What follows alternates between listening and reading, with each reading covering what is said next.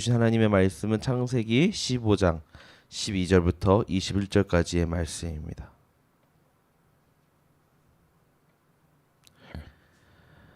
제가 가진 구약성경 18쪽입니다. 창세기 15장 12절부터 21절 말씀 우리 교독하도록 하겠습니다. 해질 때에 아브람에게 깊은 잠이 임하고 큰 흑암과 두려움이 그에게 임하였더니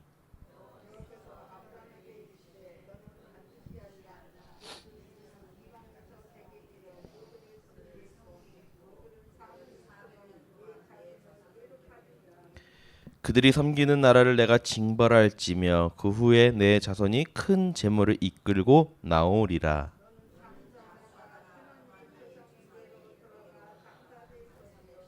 내 자손은 4대 만에 이 땅으로 돌아오리니 이는 아모리 족속의 죄악이 아직 가득 차지 아니함이니라 하시더니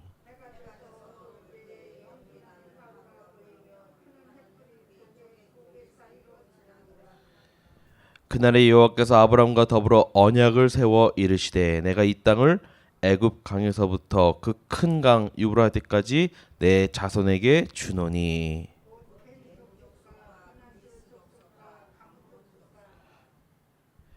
헷 족속과 브리스 족속과 르바 족속과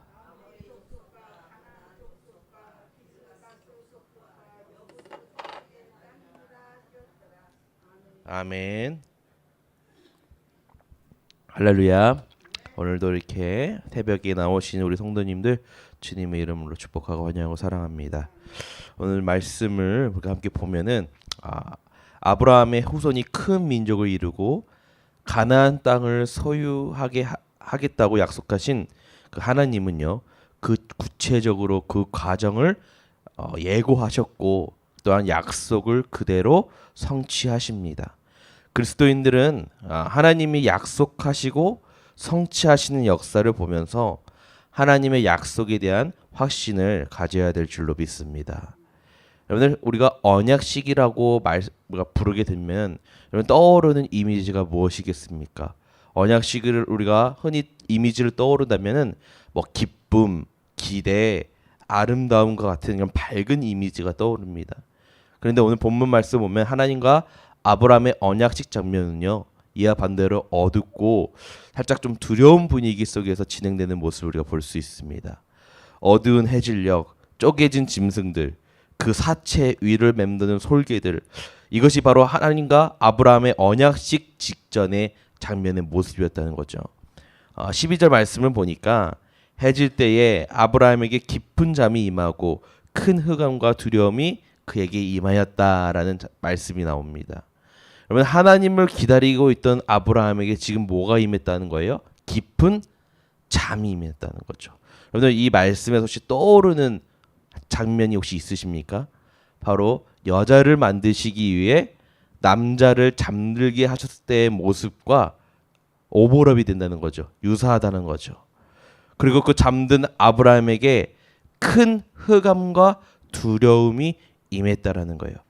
이 말씀 구절 혹시 또 떠오르는 장면이 있으니까 여러분들, 이 장면은 시내산에서 하나님이 이스라엘 백성들과 언약을 맺으려고 인지하실 때의 그 모습과 오버랩이 된다는 거죠. 연상이 된다는 거죠. 이처럼 과거에 있었던 창조 때의 일과 또 아브라함에게 있어서 수백 년 후에 아브라함 자손들에게 일어나는 일들이 여러분 시간을 초월해서 지금 누구에게 다 나타나고 있다는 겁니까? 아브라함에게 동시에 나타났다는 거예요. 이것은 뭐냐? 하나님이 아브라함과 지금 현재 맺으시려는 언약이 얼마나 엄중하고 확고한지에 대해서 알려주고 있다는 겁니다. 여러분, 하나님은 아무렇게나 언약을 맺으시는 분이 아니시라는 거예요. 그래서 우리는 예수님이 제자들과 맺으신 그 언약을 이어받은 사람들입니다. 그렇기 때문에 우리가 하나님과 언약을 맺었다는 그 사실은요, 얼마나 크고 또 얼마나 중요한 일인지를 여러분 잊지 말으시길 바랍니다. 그래서 우리는 어떻게 살아야 되겠어요? 새 언약의 백성으로서 거룩한 삶을 살아야 될 줄로 믿습니다. 13절 말씀이에요. 여호와께서 아브라함에게 이르시되 너는 반드시 알라. 내 자손이 이방에서 객이 되어 그들을 섬기겠고 그들은 400년 동안 내 자손을 괴롭히리니. 하나님은 지금 아브라함에게 반드시 알라. 너 이거 확실히 알아야 돼 라고 하면서 강조하고 있어요. 이렇게 말씀하시면서 장차 너의 자손들이 어떤 일을 겪게 될 것인지에 대해서 하나님께서 설명을 해주고 계십니다. 하나님은 그의 자손들이 너희들이 이방의 나라에 가서 객이 된다. 여러분 객이 뭐예요? 나그네가 된다라는 거죠. 아브라함에게 아직 지금 한 명의 아들조차 없는 상황인데 하나님은 그의 자손들이 시간이 지난 후에 여러분 이방의 그 나라가 어디겠습니까? 애굽이라는 거죠. 그 애굽에서 400년 종살이 한 뒤에 너희가 그 땅 애굽에서 나올 거라다라고 하나님께서 지금 예언하고 계신 거예요. 이스라엘이 여러분 애굽에서 살았던 것은 여러분 영원히 살기 위해 애굽에 간 게 아니고 잠시 머문 곳이었습니다. 이스라엘 백성들은 결국 그들에게 돌아가야 할 본향이 있었다라는 거예요. 오늘날 우리도 하나님의 언약 안에 부름받은 백성으로서 이 세상에 우리가 어떠한 마음가짐으로 살아야겠느냐? 나그네와 같은 삶을 우리가 살아야 된다라는 겁니다. 우리가 나그네로 살아가야 할 때, 우리가 나그네와 같은 삶을 살아갈 때 우리는 비로소 세상의 물질, 명예, 영광에 우리가 이런 거에 연연하지 않고 우리가 자유롭게 살아갈 수가 있다라는 거예요. 아시겠어요, 성도님들? 우리 모두 다 나그네와 같은 삶을 살아갈 줄로 믿습니다. 14절 말씀이에요. 그들이 섬기는 나라를 내가 징벌할지며 그 후에 내 자손이 큰 재물을 이끌고 나오리라. 하나님은 이스라엘 민족이요 400년간 이방 땅에서 노예 생활을 하며 괴롭힘을 당할 것이라고 예고하셨지만은 하나님께서 그 나라를 징벌하신 후에 여러분 큰 재물들을 이끌고 나올 것이다라고 하나님께서 말씀하세요. 여러분 이 말씀이 과연 어떤 말씀이 됩니까? 우리 추후에 여러분들 창세기 다음에 무슨 말씀이죠? 출애굽 말씀을 이야기하고 계신 거예요. 즉 출애굽의 역사는요 무엇이냐? 하나님이 아브라함에게 약속하셨던 말씀의 성취였다는 겁니다. 역사는 하나님이 예고하시고 말씀하신 대로 성취됨을 여러분 성취됨을 여러분 깨닫게 되면 여러분들 믿으십니까? 여러분 그래서 우리는요 그 하나님의 약속을 믿고 그분의 뜻에 따라 살아가야 된다라는 거예요. 그런데 그 기간에 대해서 우리가 13절과 16절에 보면은 13절에서는 400년이라 나오고 16절에서는 400년이 안 나오고 4대라고 말합니다. 근데 출애굽기의 족보를 보면은 야곱의 아들 레위부터 모세까지 4대였음을 확인할 수가 있어요. 그리고 하나님은 또한 그렇게 오랜 시간 400년 4대라는 그런 시간이 필요한 이유에 대해서도 설명을 합니다. 그것은 뭐냐? 바로 아모리 족속이 죄악이 가득 차지 않았기 때문에 그때까지 시간이 필요하다라는 게 바로 이유였다라는 거예요. 여러분 이 말씀이 무엇을 의미하느냐? 하나님이 죄 없는 사람들이 차지한 그 가나안 땅을 아무런 이유 없이 빼앗아 가지고 이스라엘에게 나눠주고 이스라엘에게 다시 돌려주는 것이 아니라 그들이 땅에서 행한 죄악에 대한 심판의 때가 이르면은 그의 죄에 대한 보응으로서 그 죄에 대한 결과로서 가나안 땅을 이스라엘에게 주신다라는 거예요.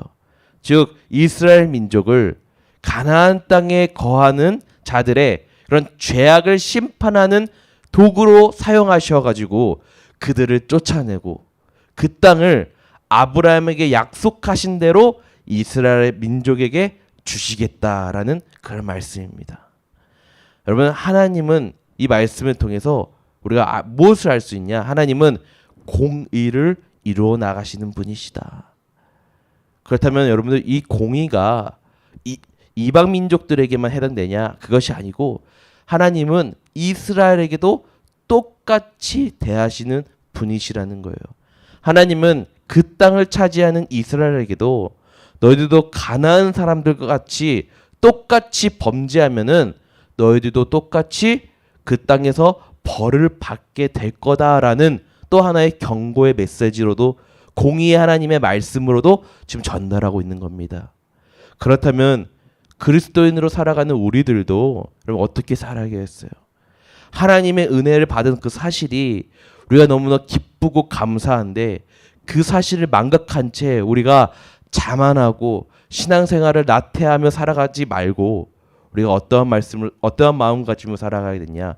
하나님 앞에 두렵고 떨림으로 우리가 하나님의 말씀을 이루어 나가야 될 줄로 믿습니다.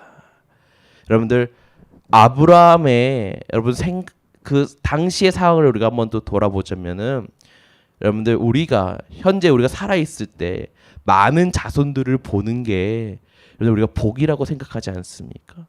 여러분들 아브라함도 그런 생각이 있었을까요? 없었을까요? 하나님께서 이렇게 약속하셨으니까 내가 살아있는 동안 많은 자손들을 쭉 보기를 바랐겠지만은 하나님은 그것보다는 그의 후손들을 통해서 그 땅 전체를 다스릴 거라는 그런 거대한 계획을 하나님은 세우고 계셨다라는 거예요. 이처럼 우리와 언약을 맺으시고 우리를 백성 삼으시고 자녀 삼으신 그 하나님의 계획은요, 우리가 상상하는 것보다 더 크고 더 놀랍다라는 겁니다. 그리고 그 언약을 정확히 이루신 하나님이 오늘 이 시간, 지금 이 시간에도 하나님은 그 언약을 이루고 계신다라는 겁니다. 하나님의 말씀은요, 여러분들 결코 변하지 않아요. 근데 문제는 무엇이냐? 바로 우리들이 믿지 못하고 인내하지 못하는 것입니다. 여러분 하나님의 말씀을 끝까지 믿으시기를 간절히 축원드립니다. 15절 말씀 보겠습니다. 너는 장수하다가 평안히 조상에게로 돌아가 장사될 것이요. 이 말씀도 하나님은 아브라함의 최후를 지금 하나님께서 알려주는 거죠. 너는 장수할 거고 평안히 너 장사될 거야. 여러분 알려주는 거예요. 이것 말씀 자체가 아브라함의 생애가 너가 되게 복되고 가치가 있는 삶이다라는 그 의미가 들어가 있는 내용입니다. 여러분 그래서 이 말씀대로 아브라함이 175세까지 장수하고요. 또 장수하면서 믿음의 조상으로서 복되고 아름다운 삶을 살다가 주님 곁으로 갑니다.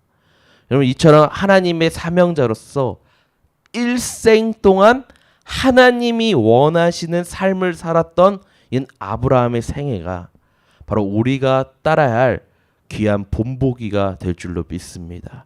여러분 살아가면서 아브라함의 삶을 우리가 꼭 기억하셔야 된다는 거예요. 우리 17절 말씀도 보겠습니다. 해가 져서 어두울 때에 연기나는 화로가 보이며 타는 횃불이 쪼갠 고기 사이로 지나더라. 아멘. 여러분 이 말씀 17절 말씀을 통해서 드디어 하나님과 아브라함과 언약이 체결하는 그런 장면이에요. 날이 어두워지자 하나님의 영광의 횃불이 쪼개진 짐승 사이로 지나갔습니다. 이는 계약을 체결하는 쌍방이 원래는 함께 짐승 사이를 지나가는 고대 근동의 관습을 따랐다는 거예요. 근데 이게 그래서 이 뜻이 뭐냐? 이 둘이 함께 그 쪼개진 짐승 사이를 지나간 그 뜻이 뭐냐? 바로 언약을 파기하면은 쪼개진 짐승처럼 너도 찢겨 죽게 된다는 그런 무시무시한 엄중한 의미를 담고 있는 거예요. 근데 여러분들 오늘 말씀을 보니까 2명이 지나갔어요? 1명이 지나갔어요? 1명만 지나가요. 누가 지나갑니까? 하나님만 그 쪼갠 짐승 사이를 지나갔어요. 이것은 무엇을 의미하냐? 언약의 이행과 언약을 파기되었을 때의 그 책임을 모두 누가 담당한다는 거예요? 하나님 한 분만 담당하시겠다라는 의미가 들어가 있는 거예요. 그렇기에 이 언약은 성취되지 않을 수 없음을 보여주고 있는 거예요. 우리는요, 언약을 이루는 자가 아닙니다. 우리는 무엇이냐? 하나님은 하나님이 이미 이루신 그 언약을 붙잡고 따르는 그런 인생이 바로 우리들의 믿음이라는 거예요. 또한 하나님이 언약에서 쪼갠 짐승들 사이를 홀로 지나가신 것은 여러분 아브라함의 생명을 지키기 위한 하나님의 배려였다는 것이죠. 아브라함은 불완전하고 여러분 연약했기 때문에 그 하나님과의 언약을 절대로 지킬 수가 없었습니다. 그래서 하나님은 그 언약식을 일방적으로 혼자서 이행하셨다라는 거예요. 만약에 아브라함도 그 쪼갠 짐승 사이를 지나서 언약 이행의 당사자가 되었다면은 여러분 아브라함은 분명히 쪼갠 짐승처럼 잔인하게 여러분들 그렇게 뭐랄까 잔인하게 이렇게 죽게 되었을 것입니다. 여러분 이 말씀을 통해서 인간을 향한 그런 하나님의 사랑과 그 배려가 얼마나 크고 놀라운지를 오늘 우리가 말씀 가운데 여러분들이 느끼셔야 된다라는 거예요. 오늘 말씀을 마무리하려고 합니다. 말씀을 정리하려고 하는데 여러분들 이스라엘은 하나님이 그 맺으신 그 언약 때문에 수많은 실패에도 불구하고 여러분들 아시다시피 결국 가나안 땅이 어떻게 됩니까? 들어가게 되죠. 우리에게는 여러분 이 언약보다 오늘 하나님 말씀하신 그 언약보다 더 크고 놀라운 언약이 지금 우리 성도님들 가운데 지금 이 시간 가운데 있다라는 거예요. 그것이 무엇이냐? 바로 예수 그리스도께서 십자가에서 우리를 위한 대속의 제물이 되어 주시고 또 다시 그 십자가에서 살아나시고 부활하셔 가지고 우리들에게 그것을 믿는 자들에게는 영원한 생명을 확증해 주시겠다는 그 언약이 여러분들 오늘 이 시간 가운데 우리에게 있다라는 겁니다. 그 언약의 말씀을 우리가 어떻게 해야겠어요? 붙잡고 믿음으로 나아가야 된다는 거죠. 사랑하는 성도님들, 주님의 언약은 영원 불변한 말씀입니다. 우리가 그 말씀만 끝까지 붙잡고 나아가면 된다는 거예요. 그리고 하나님은 자신의 목숨을 걸고서라도 반드시 약속을 이루시겠다는 그 결심을 하나님의 그런 언약 이행식의 모습을 통해서 우리가 만나 보았습니다. 사랑하는 성도님들, 오늘 하루 또 이제 시작하는 그런 시간일 텐데 하나님의 약속의 말씀에 대한 여러분들 의심 없는 믿음으로써 우리가 하나님의 약속의 복을 받고 우리가 언약 백성으로서 하나님의 자녀로서 오늘 하루 어떻게 살아야겠습니까? 담대하게 믿음 가운데 살아가시기를 주님의 이름으로 간절히 축원드립니다. 찬송가 446장